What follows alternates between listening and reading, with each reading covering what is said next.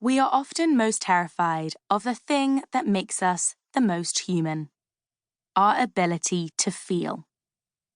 Our feelings, like the underswell of the sea, can be unpredictable, vast, wild, still, and engulfing.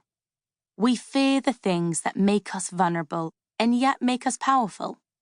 But who can blame us? Emotions can be painful little buggers. Just when we're getting in the groove and life seems good, confidence is rising, and it's like an excited orchestra is about to play, we're suddenly, wallop, bang, bosh, hit with a nasty one. Surges of anger, frustration, anxiety, regret, shame, embarrassment, among others, can pop our balloon out of nowhere, leaving us scrambling.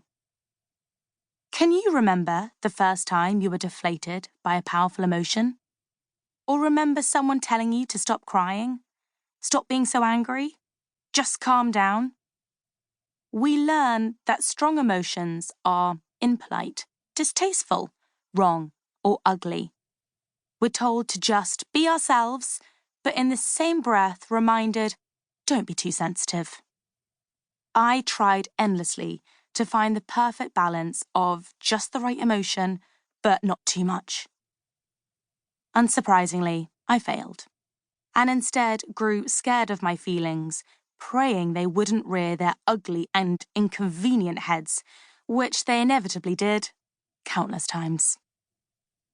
Ever since I can remember, my emotions have been what I imagine a group of very naughty school children must be like.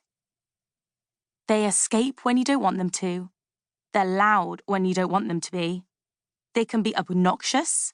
They don't stop talking. They have an attitude and barely listen. They have gotten me into obscene amounts of trouble over the years and left me uncontrollably laughing and/or crying at the most inappropriate moments. Just Google reporter falls off chair laughing Jude Law, and you'll witness a very public attempt of me at 21 desperately trying to keep it together while hysterically giggling on television. After years of emotional warfare, I began to consider, what if we took advantage of our biochemical reactions, what feelings actually are, and used them as keys to our liberation? Imagine what would happen if we stopped wrestling with them and instead extracted their wisdom to 1. Understand ourselves better, 2. Unshackle from the wounds of the past, and 3. Heal our toxic core beliefs to create new future possibilities. I'm talking about becoming a connoisseur of feelings. We live in a culture that seemingly ranks emotions. Happy is celebrated as this optimum state we should all be aiming for, the place where we have no worries and things are great.